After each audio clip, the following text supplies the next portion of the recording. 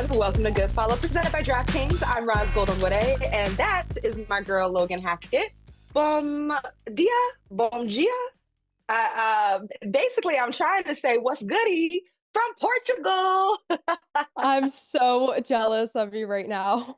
Girl, I just got to Portugal. I actually am learning words as I go. So apparently, bom dia is like good day, hello. But Brazilians would say bom dia in Yeah. Portuguese. Yeah. Okay. I So love yeah. their So dialect. I've been trying to learn like Brazilian Portuguese because my number one on my bucket list is to go to Brazil. But I'm just so fascinated with the way that their mouth moves when they say certain words. it's such a beautiful language, Portuguese. I enjoy it, and so I'm like trying to pick it up as I go. But I just landed in Portugal. I just got to the hotel room, and I was like, "Yo, we are going to do Good Follow because we're worldwide. No matter what, we bring the latest in women's sports to you." And I'm on my personal vacation. I'm so excited. Like this is like my first moment of the summer where there's no work involved. I mean, I'm working right now, but beyond the show of Good Follow, I'm just excited to have a nice vacation. So here I I am, love this for Portugal. you. Yay! But since we are here with Good Follow, I have a nice menu for you. You ready to go? Ready? All right, take you through the lineup. Y'all, they announced the All-Star reserves. Yes, they did. And we know there were some snubs that must be discussed. And then those Dallas Wings rookies, they're balling. It can't be denied or ignored. We discussed. Oh boy, the New York Liberty. Oh, they are struggling still. Okay, we'll discuss that. And then in Wimbledon, it's madness. The top seeds have been knocked out at Wimbledon. And y'all don't forget you can catch new episodes not once but twice a week, one on Tuesday and one on Thursday. And as always, thank y'all for all of the love, liking, subscribing, commenting, and please continue to keep doing so. But Ross, are you ready for this Oh, show? obrigada. Obrigado. I don't Oh, know.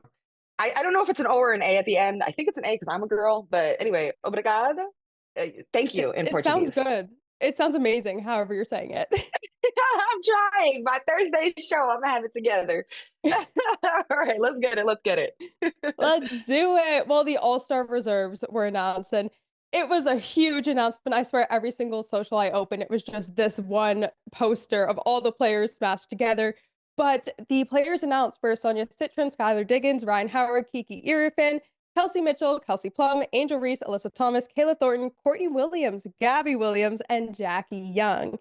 Now, there are some names that I was really surprised to see, but I feel like this shows two things, or to not see. I feel like it shows two things. One, the depth and how much star power there really is with all the All Stars. Because I was thinking, I personally would have loved to see someone like Alana Smith on it. But when you think of her kind of off the court, she's not super flashy and she doesn't garner a ton of attention from anyone other than Lynx fans. And there's a few other snubs in here. So, Roz, do you think the league got it right, or were there some clear snubs? It's hard to have these conversations. Like, first of all, congrats to all of the all stars that made it, all of the reserves that were announced. Like, how special. Um, I think, I mean, yes, there's obviously snubs. For me, the loudest snub is Brittany Sykes. How they gonna do that to Slim out of the Washington Mystics? Did you see? That's crazy. It's crazy. Did you see Dearica Hamby's tweet? I didn't. Oh, basically, Dearica Hamby got right on Twitter and said, "Y'all, you don't even have to say nothing about me getting snubbed. Like, forget about me." She was like definitely shot fire. Like, she definitely took shots at this whole process because she was like, the Mystics got two All Stars. They're a sub 500 team, and she said they didn't even take their best player.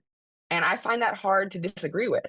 You know, Absolutely. um, Brittany Sykes is the best player, in my opinion, on the Mystics. Would you agree with that? Yeah, 100%. I'm loving how she's playing right now too. It's actually kind of disrespectful. It's like gaslighting. I'm like, is this propaganda? I mean, it's a nice storyline for the league almost that they have, these three rookies in the All-Star game, or, just pushing the rookies out of the Mystics. But respect for Slim, justice for Slim. Okay. She leads the team in points. She leads the team in assists. And we're not talking about like three assists, 4.6 assists a game. She's making a lot happen for other players. Um, and then both of those numbers are career highs for her. Those are statistically significant stats over the history of her career, there also would have been a beautiful story of this like breakout season. I don't think she's been an all-star. So like to do that with the team healthy, and then she's clearly the veteran, one of the veteran voices and leaders of this overall like kind of younger, less experienced team from a lot of the contributors.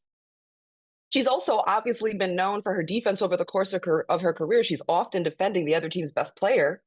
So on top of all of this offensive responsibility that she has, defensive responsibility, plus the leadership, plus the way she's showing up every game, the only thing you can knock Slim on is her field goal percentage, which is low. It's like 36% from the field, but I think that's because they're asking her to do so much.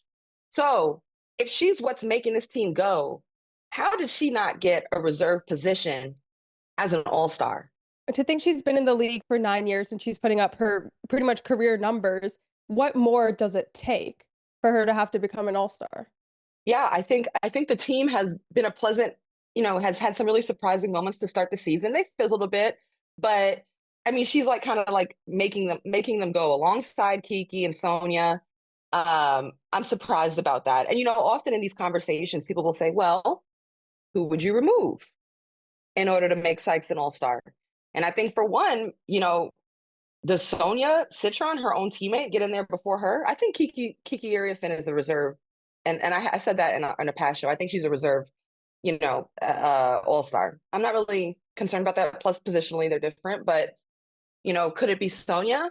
And if it's not Sonia, I don't, because I can't really see a sub 500 team putting 3 players in the all-star game, right? So it kind of has to be, right? But the other Yeah. player that you might mention maybe is Jackie Young, only simply because of the inconsistency and rough season that the Aces have had. And it's just been a lot of inconsistency of play. And where the Aces are, it's certainly been a little bit of disappointing first half of the season. That's not rocket science for me to say that that's coming out of Becky Hammond's mouth. So I think those are areas where, when someone kind of pushes back at you and tries to cross-examine you and say, well, who would come out? I think those are positionally places that could happen. I completely agree with you on that. Even I was looking at the list and Jackie Young was the, I guess, second name that came up. Oh, I just, obviously I always have my kind of Liberty glasses on as a color commentator for the team. But I will say I thought Natasha Cloud, Jonquel Jones for the New York Liberty had cases, but understand that they didn't get in. But, obviously it's funny because Brianna Stewart and Sabrina Ionescu are all-stars, deservedly so. But you could make a case that Jonquel Jones in her absence has shown you just how important she is to the Liberty's success. Now, she hasn't played enough games. I totally get why Jonquel, might not have gotten in there because of just how much she's missed with injury. And Natasha Cloud started the season red hot, but also was a little up and down for a second there. Has picked it up lately with her scoring, but yeah, I think those are 2 players that I was kind of like, oh, I wonder if they'll sneak in there, but they didn't. It'd be cool to kind of correlate the time of voting and the players' consistency to see kind of what the big names are, the snubs, and then the players that we'd probably replace with the snubs, how they were performing. But you were talking a lot about rookies, and there was a big rookie showing with Dallas, and I really want to talk about it. They have been balling out, and in last week's game, they started 4 rookies against Phoenix. Now, Phoenix is a pretty good team. It was the first time 4 rookies have started in a game since 2000. And I mean, when you look at all the injuries they have, to be fair, it was a back against the wall moment, but they really proved that they are there to play and they're capable of pretty much carrying this team. Paige Bueckers, Aziaha James, JJ Quinerly all finished in double digits, and they defeated Phoenix by 9 points. It was interesting to see, especially with all the talk with Enrique, what it was like to not see Enrique in that game and in that starting position. But it was also very much a case of playing completely team ball. Now, with where the Wings are right now in this season, do you think that this could be the starting lineup that they run with for the rest of the season or for the I time think being? I think it's an interesting point you made. Like, given where they are, it's almost like, all right, uh, you know, do we run with this squad and kind of just like invest in the future? It's interesting. What I will say that game against the Mercury showed me, and I think was a message to the organization, the coach, to basketball, WNBA world and fans, that this is a young group that with opportunity made the most of it, that they're hungry, that they're certainly talented. And I also think this goes a long way. They got good vibes, you know? And for Aziaha, I was really impressed, but not surprised. I've always saw her as someone, even in college, that could create her own shot, very confident. That 3-point shot sets up so much. And she went, I think, 5 for 9 from three. And I don't know if the formula to sustain success is having any of these rookies not named Paige Bueckers taking 20 shots a game. But in that game, it was Aziaha's game. She took 20 shots. I think JJ Quinerly, they're very confident players and a group that really plays well off of each other. And I think a key is they're very unselfish. You look at the stat line from that game, it's Paige Bueckers with 5 assists. It's Aziaha with 6 assists. It's JJ with 7 assists. 7 assists. Like, the assists are up there. And even just the personalities of it. Like, look at Paige Bueckers. Post game, she said something. She was like, obviously this was Aziaha's game. Like, just kind of so self-deflecting, so willing to give the praise and the light to someone else. Paige wasn't bad. She had 23 points, 4 rebounds. Like, but it's she's okay with it not being about herself. I think because there's a confidence in knowing that, like, she is who she is. And so that leadership, I think, is contagious too. And ultimately, this was a rookie group that had every excuse in the world to go up against the Mercury with their entire big three present. All of them was there. Ka was there. Alyssa Thomas was there. Satu Sabli was there. Ka's going at them for 33 points. Like, you had every reason in the world where you could have just ducked your head and just taken the L. 5 rookies, 4 started. They only had 8 players with their down bodies. All of your big names are out. And instead, what they showed was guts, grit, a whole lot of pride. And I think, do I think that it's a long-term solution just to now just go with your rookies? No, but it's certainly a signal that they should be getting more minutes. JJ and Aziaha should be getting more minutes. I think they've earned that. And I also think it's got to be a mix of vets. Like, you need those are all-stars. Some of those players are all-stars you were talking about. Arike, DJ, these are important players. The Wings need them to be great as far as this season to make anything happen. You need it all. I hope that this sends a message within the organization that, like, sets a fire under the vets, motivates them, lets them know that, there's some competition, but also, like, there's something worth playing for here. Let's go for it together. So that's what I think I got out of that. It's a huge case that they can experiment going forward too, because I feel like there might have been a fear for some reason, even then when they were like 2-11, to kind of move around different pieces and try things out. I feel like there was a really big push for, like, hey, this is what we have, let's try to make it work. But we've clearly seen that that's not the case. And something I've really been thinking about, and pretty much dead set on this whole season, is this year's rookie class versus last year's rookie class. With the Wings currently balling out and then 3 rookies making the All-Star team for the first time since 2002, I want to come back to the question that I ask you probably every other show. Is this rookie class better than last year's? I need to see more. I don't know. I will say what I'm willing to say right now. This rookie class was way underrated. Like, and I'll raise my hand and say I probably thought last year's rookie class blows them out the water. That's really not clear right now. I think it's got to be a body of work that we see over the course of, like, time and seasons where we can compare them. If you asked me at the beginning of the season, I'd have been like, girl, you crazy. And I think I did say that. I did say that, like, oh, the class of 2024 was, legendary and historic. And they still are. But we highly underrated the class of 2025. Sonia at Notre Dame, like, you remember Notre Dame slumped heading into the tournament. They didn't have a triumphant finish to the season. So it was, like, hard to maybe, like, tell. We knew she was solid, but we didn't realize how solid and pro ready she was. Kiki did not. Perhaps it wasn't the perfect fit at USC for Kiki, because she looked like Kiki at Stanford when she was breaking out. But perhaps USC, like, didn't highlight all that we're seeing now. And it's a bigger conversation maybe about the transfer portal and just, like, how you got 1 year to figure it out. And sometimes the grass could be greener on the other side. It's not to say that her tenure there wasn't a success, but again, like, fit matters. And then you've got these, like, small windows to make it work.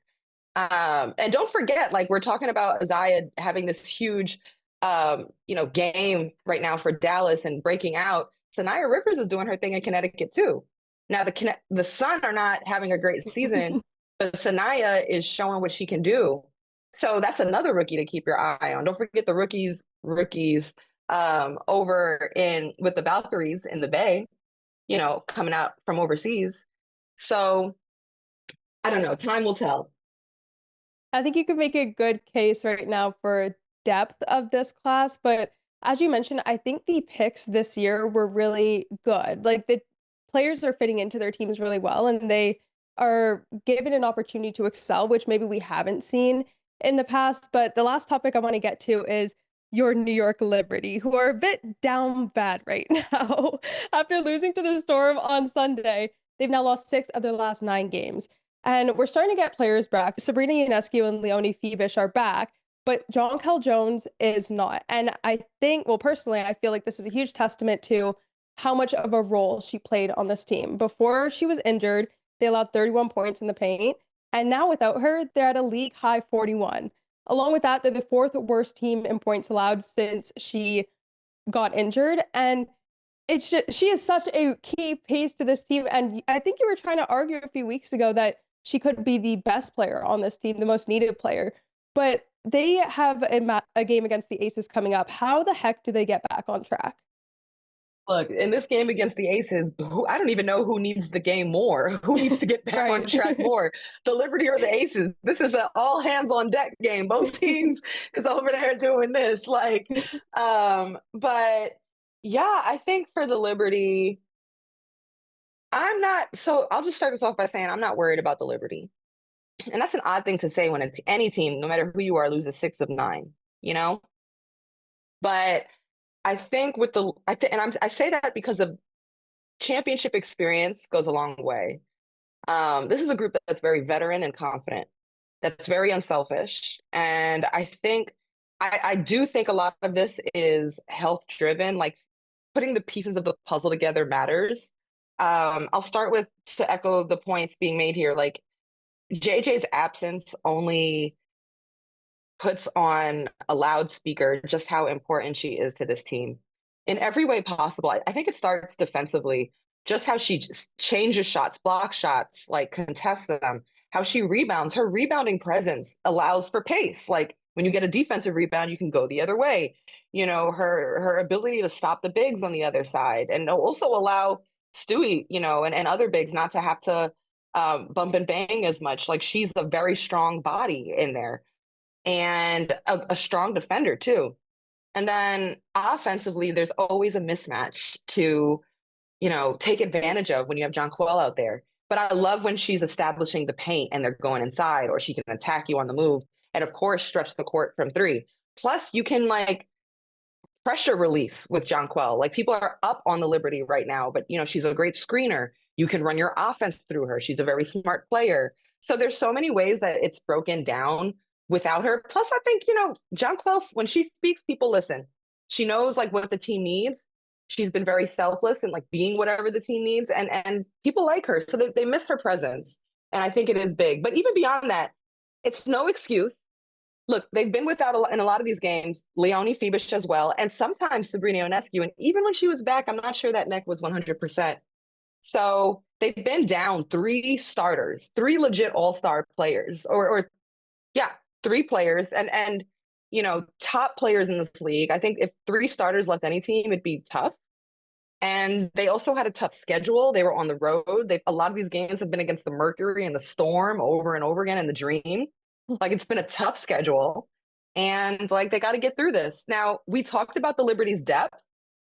And that was something I was raving about at the top of the season. I was like, oh, the Liberty are so deep. They're so deep. Well, the depth was tested. And in seeing the test, here are some thoughts that I have coming out of it. Niara Sabally, I'm not exactly sure what the health is with Niara. Her knee was bothering her, and perhaps she needs more time. But the Liberty have needed more from her. And so they've gone to Kennedy Burke, subbing in for Jonquel Jones. Izzy Harrison has come through big. But I think the expectations were higher there. And then for Natasha Cloud, just more consistency, because she was red hot to start the season. She still makes impact even if her scoring isn't there. She'll get assists, she'll play defense, but just consistency there. And then I've heard from Coach Sandy Brandello, like she just wants more aggressive offense from Marine Johannes. And that doesn't have to be shooting, it could be playmaking.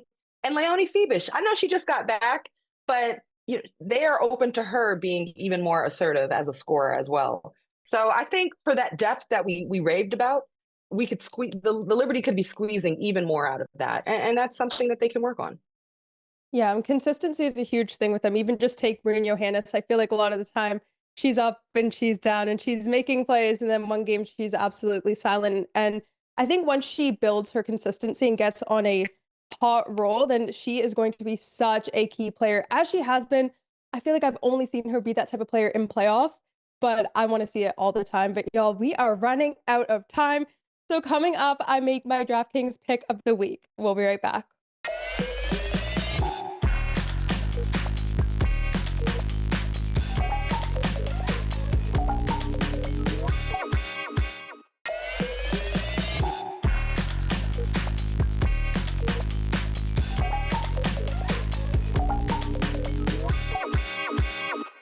Welcome back to Good Follow. Today's episode is presented by DraftKings. DraftKings, the crown is yours. It is now time for the DraftKings Pick of the Week presented by DraftKings. This weekend, the Washington Mystics head to Seattle for their first matchup of the season. Washington has been on a bit of a roller coaster, and at the time of recording are currently in 9th place with an 8-10 record. This team is super fun to watch, but I've really enjoyed watching Brittany Sykes have arguably one of her best seasons in her 9-year career. She's currently leading the team in points, assists, and is definitely the one to look out for. As for Seattle, they are on a roll and starting to reach their peak in perfect timing. They're currently sitting in 4th and have the potential to climb even higher this week. My player to watch here is one of my favorites, Gabby Williams, and she was recently named an All-Star, is leading the Storm in steals and sitting 3rd in points behind Skylar Diggins and Neko Gomake. With the way Seattle's been playing recently, I'm going to go with them to take the dub at home. This segment is presented by DraftKings. DraftKings, the crown is yours. Oh, that's right, Logan. The crown is yours. And shout out to Brittany Sykes. Okay? Respect Huge for shout Brittany out. Sykes. Shout out to Slim. But nah, I know we're at the point of the show where you have headlines, quick hits for us. What you got? Yes, so the U.S. Women's National Team was on a roll, and they closed out their international break with a 3-0 win over Canada. Personally, I hate to see it. Love it for the U.S. Women's National Team, but absolutely hate it for Canada. Mm.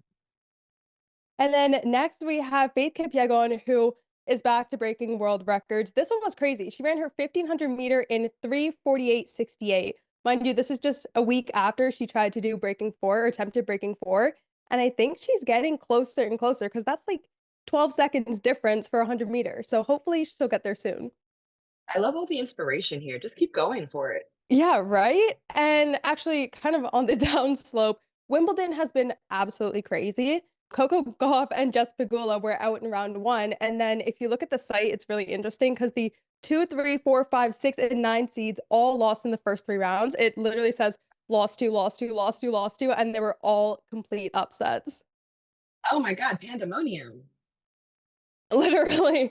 And lastly, we have the WNBA PA rejecting their first CBA deal, which we do talk about more in Thursday's show, so be sure to tune in. But that's quite a crazy way to start negotiations. Yep, and that's a good reason it's happened for Thursday's show. We will be diving into that topic even more, into negotiations, the CBA, and all the things. But that's actually going to do it for this Tuesday show. We thank you guys for tapping in and rocking with us for this show. We're worldwide, whether we are in the States or traveling or on vacation, or coming to you from Portugal. I'm actually on vacation. Just want to make sure we're always, locking in with you guys at Good Follow Show. So thank you for rocking with us. Subscribe, do all the things, follow us on socials. We drop Tuesdays and Thursdays. Good Follow is presented by DraftKings, and DraftKings, the crown is yours. All right, Logan, we out. Bye, y'all. Ciao.